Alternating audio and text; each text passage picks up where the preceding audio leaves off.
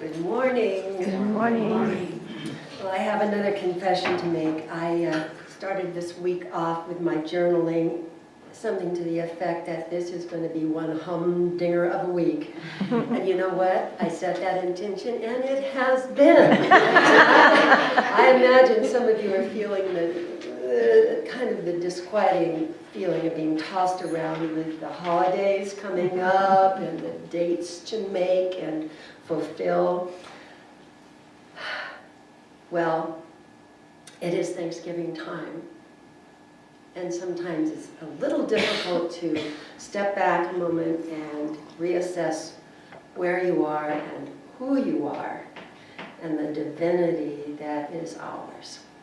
So I want to begin with a Viktor Frankl quote, which I know you've heard many times before, but it kind of fits where I'm going with this morning. He said, "Everything can be taken from man but one thing, the last of his freedoms, to choose one's attitude in any given set of circumstances, to choose one's own way."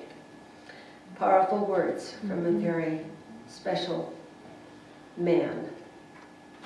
And that brings me to another very special man that I had the privilege to know in school, actually. I was a school teacher, as many of you are aware, and he came through the school system. His family was here for years and years. Hal Elrod was his name, and his parents had the Oakhurst market. At 19, Hal was flying pretty high. He was a Cutco salesman, a cutlery salesman, and one of the top salesmen at that young age. And he had just purchased a brand new white Mustang and was very proud of that. He also was, as I said, one of the leaders in a Cutco organization, and had just come off, in this particular day, come away from a gathering of these salesmen and had given his first speech, and a standing ovation sailed him right out of there in the evening on Highway 99 with his pretty girlfriend beside him. It was around 11:30 or so in the evening at night. And feeling a little cocky, very, very pleased with himself, he didn't realize that coming at him was a 4x4 truck head on. It was going the wrong way. The drunk driver had taken the off-ramp as an on-ramp, hit him dead on, swung the car around so that the car behind him, Hal's vehicle, slammed into the car on the driver's side at 70 miles an hour. The guy coming toward him was 80 miles an hour. The guy hit him, pinning him, of course. His body was pinned in. By the time the jaws of life were able to release him, he bled out.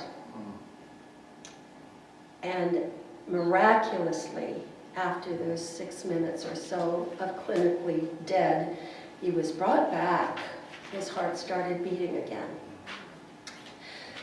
But he was broken, suffered severe brain injury, frontal lobe, which was memory, short-term memory. Of course, bones broken, horrifically broken, internal organs as well.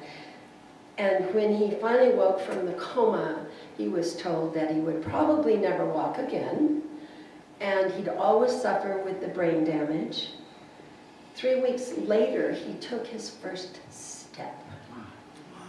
He determined that he could be a victim or he could make his life work from that point on. And it was a turning point for Hal.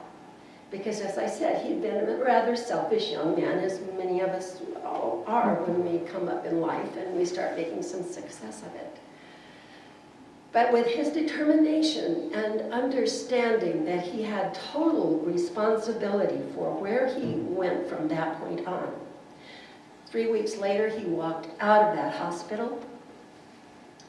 8 weeks later, he was again on stage, again, one of the top salesmen in the Cutco organization.